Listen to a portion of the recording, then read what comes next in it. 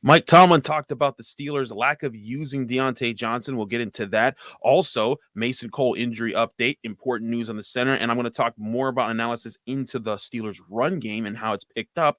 Also, looking at why screen passes aren't working. All right here on the Wednesday edition of the Locked On Steelers podcast. I'm your host, Chris Carter. Let's get into it. You are Locked On Steelers, your daily Pittsburgh Steelers podcast, part of the Locked On Podcast Network. Your team every day.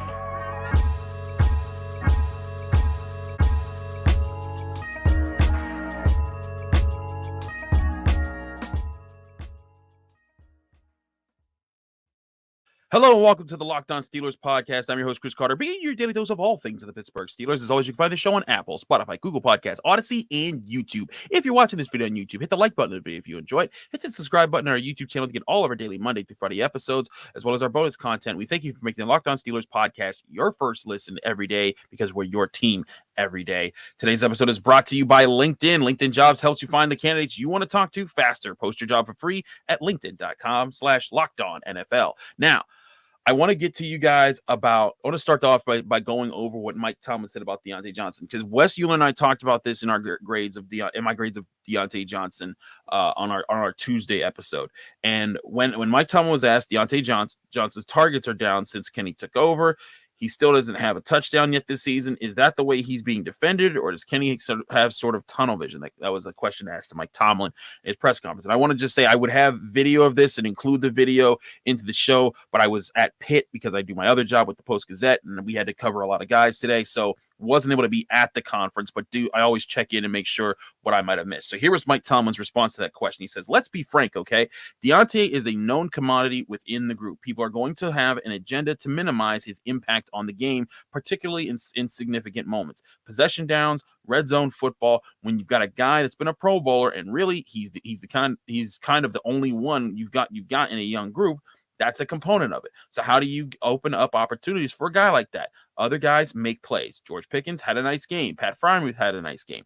Those things create opportunities and balance within your attack, and opportunities for a guy like a Diontae, which you mentioned. Okay, long story short of that answer, Mike Tomlin's basically saying, like, look, yeah, their teams are taking them away. And as I noted in my when I went back and watched it, the Bengals did take them away sometimes. I do think there were other times that they didn't take them away as much. There was a short pass that he caught on the sideline where it was just him one-on-one with a defender. He beats his man. He's got the sideline and can make a huge play. And those are the plays that they signed him to make, and he didn't make. That's why I gave him one skull in the game. I didn't give him two skulls. I'm not saying he's bad. He's terrible. He's bad. But I'm just saying, hey, you know, there were some moments that I think that he, as the number one receiver, needed to step up. But all that to say, there is a concerted effort that teams are working to take him away. You know, ESPN, we talked about weeks ago, you know, charted him as being the most open wide receiver in the NFL this year. And when that happens, teams are going to see it and say, yeah, we're going to try to take him away. But Mike Tomlin's point is right. This isn't about, just forcing the ball to Deontay Johnson, especially for a rookie quarterback. If that was Ben Roethlisberger in his prime, yeah, you know what, Ben, chuck that in there. You got a cannon arm, fit the tight passing window. But right now, the whole point of Kenny Pickett is taking the smart throws, going to the right parts of the field, letting the rest of the offense do most of the work. You just make sure that you're finding the right guys. And right now, the right guys, when they're trying to take away Deontay Johnson, is going to be George Pickens, is going to be Pat Freiermuth, is going to be Najee Harris, and also Zach Gentry whenever he actually is open. But, looking at how the Steelers have used him in this last game, Deontay Johnson targeted 5 times, only caught 4, only had 21 yards on 4 catches. And on the season, Deontay Johnson does lead the Steelers with 84 targets, 51 catches for 446 yards. But it's now Pat Freiermuth and George Pickens who lead him in receiving yards, because that's just the opportunities that they're getting. And I think it is part of what the Steelers have to be right now. I also don't think it's that much of a problem. I do think that that a good team, if the Steelers want to get back to being a good team, the players that you pay that money to, they have to get a chance to earn it, and he hasn't getting a chance to earn it right now. But right now, as they're figuring out the offense, we all know the offense, they're not going to be at some high level anytime soon. Right now, they're figuring things out. They're figuring things out. To me, it's fine that Deontay Johnson isn't getting as many targets if he's being double covered. Now, if he starts becoming uncovered and he's the wide open guy being left open for touchdowns, that's a different problem. And we talk about that when that happens. And there's times that I have talked about that when that's happened in this team. But that ain't been the case lately. And I think that with the Steelers offense, they need to be okay. And Kenny Pickett needs to be okay with just taking the shots to the open guys and to keep, if it means keep targeting Pat Freiermuth and George Pickens. I think we saw this past weekend. It actually kind of helped the offense because they got George Pickens on a touchdown. Pat Freiermuth had some big chain moving plays. And you also have Najee Harris, who we'll get to more in a later segment here when we talk about the run game a bit more. But, again, looking at what the Steelers are doing on offense, I think that Deontay Johnson does need to be a part of this more at some point. But the way to get people off of that is to do that. Now, for all the people who look at, Deontay Johnson's body language and during the game, like he's very expressive sometimes with just like the, like you can see like he's just frustrated when he's doing his work and he's not getting looks and he knows that he can help the team. That's natural. Like people, like a lot of people are getting on and say, "Oh man, this, that, and the third." I think that's just the natural frustration, especially when your offense isn't clicking. Mike Tomlin was even asked about trying to keep up Diontae Johnson's spirits right after the other question that I mentioned. And Mike Tomlin said he's a professional. Obviously, there's frustration. He wants to be a component of why we win and a significant component. But he's also a professional and he understands the dynamics of team play and what has to transpire for him to get opportunities. As a young guy, he's been a beneficiary of that in the past, and as people have focused their energies on other known guys, for example. And he's talking about, of course, when Juju Smith-Schuster was around. That was a big part of it. And I think that, the Steelers, when Deontay Johnson wasn't the focal point, everyone was able to look around at other guys, and that opened up opportunities for him. It's different when you're the number one guy. It's why Antonio Brown was so special, because even though he was the number one guy and he was the superstar number one guy, people still couldn't stop him most weeks. So I say all that to say, I really think that this is that the idea that Deontay Johnson isn't getting it's not an idea. The fact that Deontay Johnson isn't getting the ball enough, a lot right now, it's a symptom of what's going on, but I don't think it's the root cause of what's going on with what's going wrong with this offense. I do think that at some point you want to get it back there, but the way for them to get it back is like what Mike Tomlin said: get the ball more to George Pickens, hit Pat Freiermuth. When you start hitting them for more big plays, teams will come up off Diontae Johnson, and I think that's where this Steelers team has to get to. I talked about early in the season how they had to kind of take the focus off Najee Harris by hitting some passes deeper downfield, and that will allow the run game to open up. Well, they've hit on a couple more lately. They've been hitting on some deeper passes, and it's allowed the run game to open up a little bit more. I think that it's the similar situation with Deontay Johnson. Hit around the field enough so that teams respect Kenny Pickett's ability to hit different guys, and they'll have to play a more balanced defensive approach. They won't game plan to take away one guy. They'll try to take away different guys, and then that's where you can force them into some more guessing games. And again, then you'll have your number one receiver as part of the assets to beat those guessing games. So all that to say, I think I think it's interesting to look at and it's interesting to talk about. But right now, the next step for the Steelers to me is just continuing to be that balanced offense that takes what the defense is giving you and to the point that you start exploiting it. And when you hit them enough punches like that, they'll have to change their approach. And then how do you counter that? That to me is a big part of Kenny Pickett's growth moving forward, is how he deals with that. Because if he avoids forcing the bad throws right now and is taking the smart throws, he consistently does that. And then when people start to adapt to how he's doing that, that will be a big, I think, visual or a learning point, or a point of observation or a checkpoint. I think that's the term I'm looking at. A big checkpoint for the Steelers to say, hey, you know what?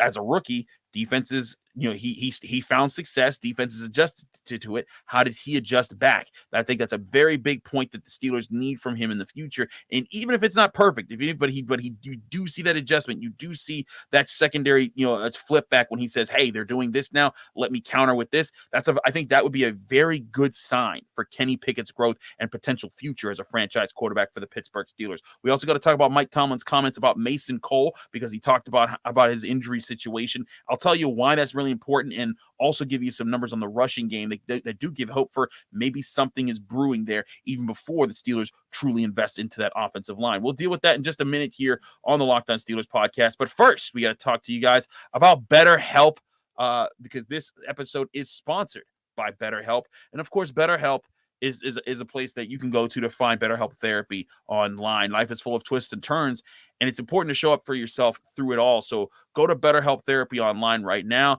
They help you find ways to lift burdens off your shoulders, because they're going to help you find good therapists. BetterHelp online therapy will assess your needs and can match you with your own licensed professional therapist in less than 48 hours. You can talk about what's going on in your day-to-day to them. You can focus on how to get better, how to be your best version of yourself, and have a licensed professional therapist helping you every step of the way. And remember, it's not a crisis line, it's not self-help, it's professional therapy, and it's okay to get professional therapy. Because and also remember, this is going to be done securely online. It's going to be available to people worldwide. It is going to be protected, but also accessible, and that's huge. And why BetterHelp therapy online is such a great opportunity for those looking to get this kind of help. You can log on to your account anytime and send a message to your therapist. And with therapy, it can take a few tries to get the right one. So BetterHelp makes it easy and free to change therapists if needed. And they have a special offer for our listeners. You can get 10% off your first month at BetterHelp.com/LockedOn. That's BetterHelp.com/LockedOn for 10% off your online therapy. Again, BetterHelp.com/LockedOn to get your BetterHelp therapy online.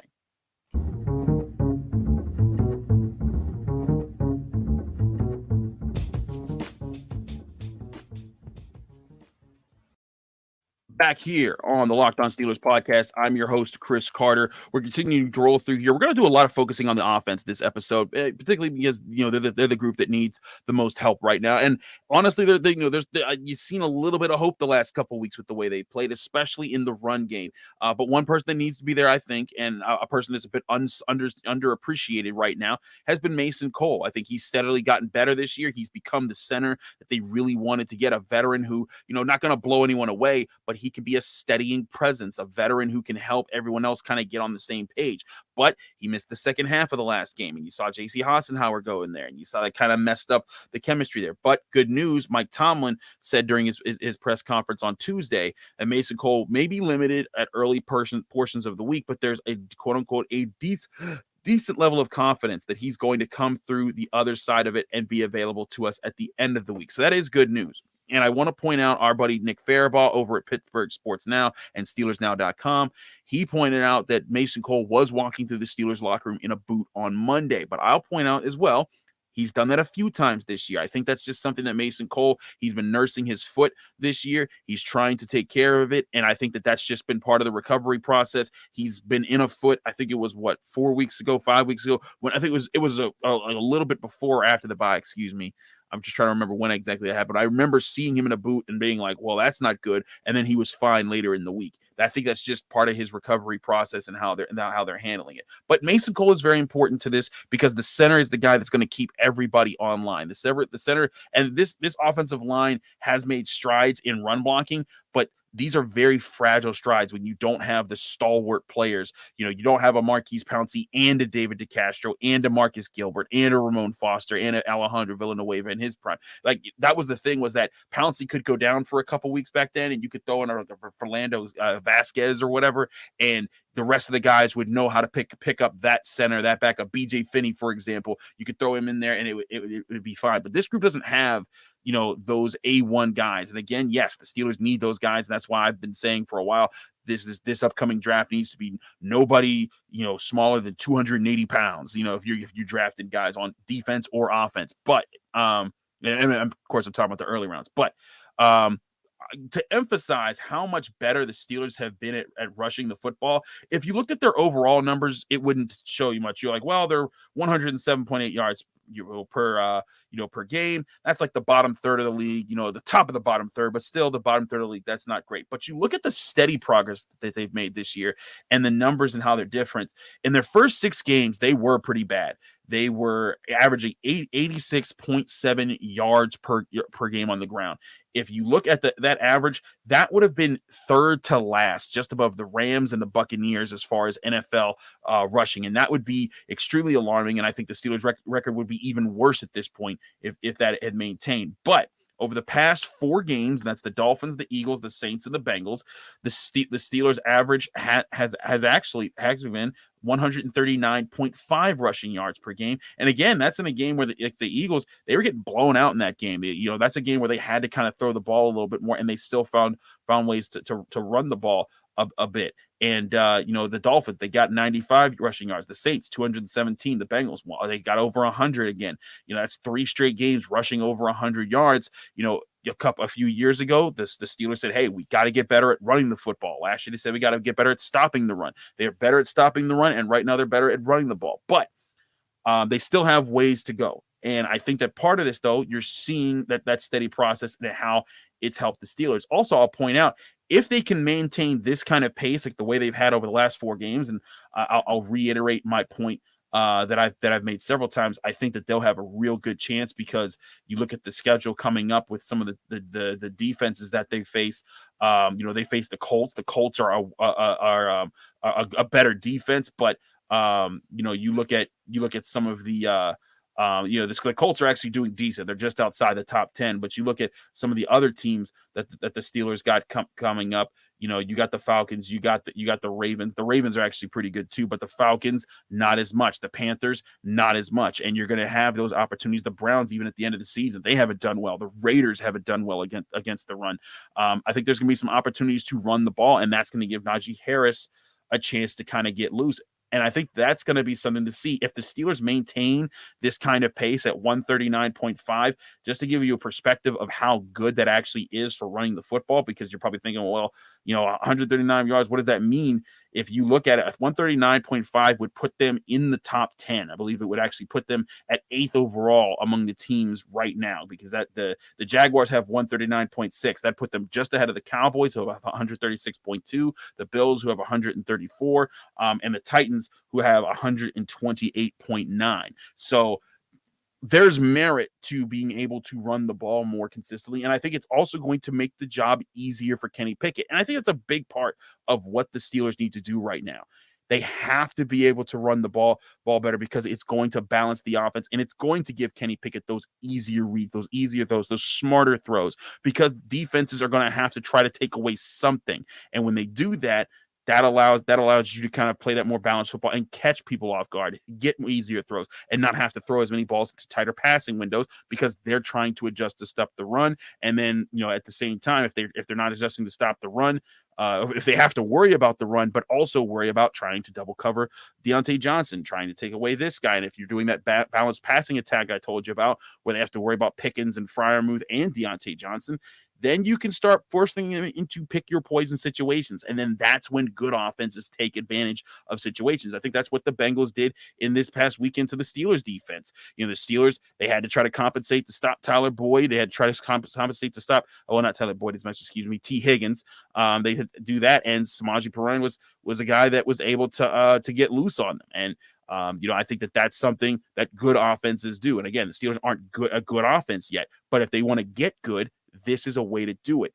Keep this run game going. And I think Mason Cole, again, fragile run blocking or offensive line situation right now, but if they can keep him healthy and he's back, I think that's another asset that helps the run game get going. And again, that's where the engine of this offense goes. It balances everything out. You get to have an attack here. And again, you won't be an elite offense this year. You won't even be a very good or even a good, but you'll be a sustainable one. And that one that won't just average you 17 points a game the rest of the way they have through the first 10 games of the season. And again, the biggest thing to take away from this season is the growth of Kenny Pickett. How much better does he get? Does he get to be a player that the Steelers can count on for the next few years? Can he be a franchise quarterback? The goal at the end of this year is to take steps forward and get him as best position next year to show you how much he has grown. So again, those are big points there. I think that Mason Cole being back would be a big boost. I also think that Najee Harris playing better is a big thing. Also, seems like Jaylen Warren's hamstring injury might not be that bad, which I think would be really important, is to get him back. If he does get back this week, I think that would be a good, because him and Najee Harris, I think, can be a really good 1-2 punches, as Wes and I talked about on the Tuesday episode when we were doing our grades. So all that being said, I think there's more hope for this run game than I think people would have thought would have been after watching the first several games the Steelers had this season. So we'll keep an eye on that. But there's another aspect of the running backs and really all the skill position players that is very underused by the Steelers, and underused, but also poorly used when they do use it. And that's the screen game. We'll talk about that and what's going wrong there and give you some analysis and numbers in a minute here on the Locked On Steelers podcast. But first, talking about LinkedIn. LinkedIn is the number one place for you to go to when you're looking for jobs.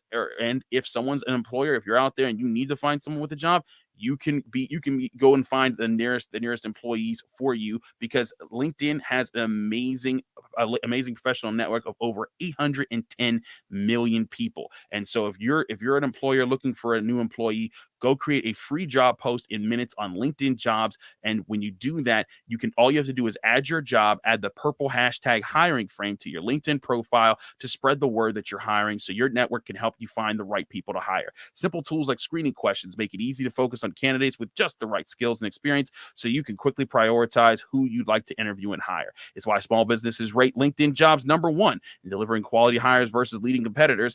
LinkedIn Jobs helps you find the candidates that you want to talk to faster. Did you know that every week nearly 40 million job seekers visit LinkedIn? Post your job for free at linkedin.com/LockedOnNFL. That's linkedin.com/LockedOnNFL to post your job for free. Terms and conditions apply.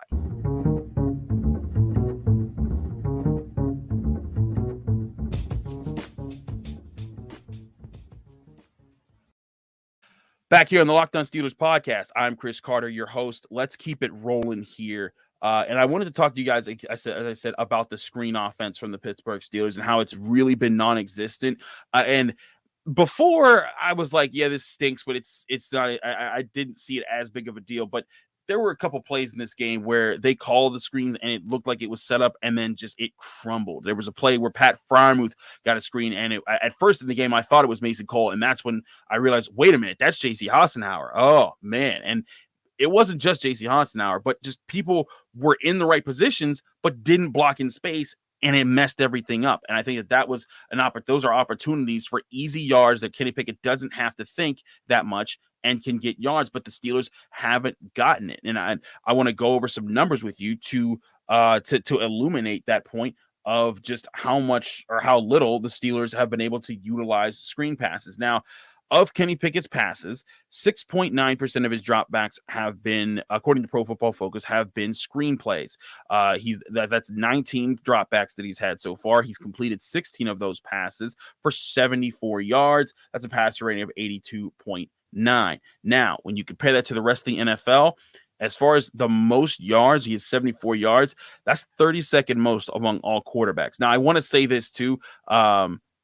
This isn't about Kenny Pickett himself, where this isn't saying, oh man, he ranks 32, he sucks, because the screen is not as much about the quarterback as it is about the players around the players around the quarterback who get out in front and block, who run the right way, who take the right angles. But to me, the biggest problems in all this has been the blocking in these. And sometimes it's linemen, sometimes it's receivers, sometimes it's tight ends. But for whatever reason, the Steelers line cracks in those situations, or the Steelers blockers crack in this situation, and they haven't been able to find any sort of consistency there. And to me, that is alarming. Mitch Trubisky, even when he was in his games, they only called 9 screen plays. He connected on 8 of them for 45 yards.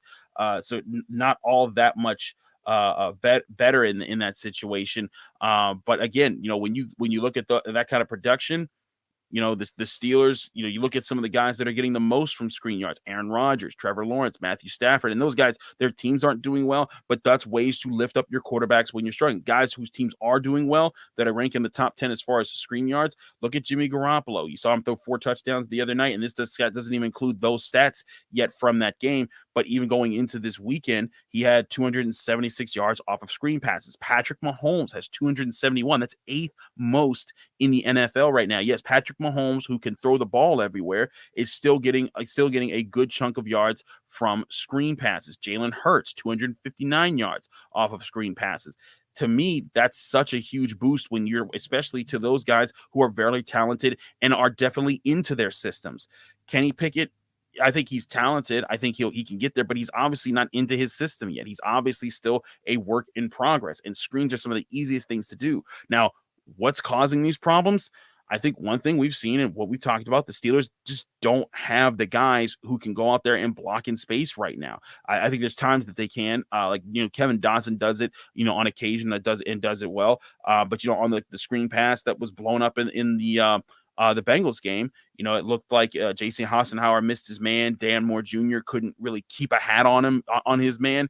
And it went from being what looked like potentially a really big play to just being a nothing burger. And the defense was all over it, even though they weren't all over it. There was you had the matchups you wanted. You had 3 blockers and 3 defenders, and 2 defenders got through to make a tackle. So that's stuff that has to change for the Steelers. And that's not as much scheming, because when you get matchups like that where you guys got to win in space, that comes to just being better. And again, yes, this comes down to the Steelers' lack of investment into the offensive line for whatever reason.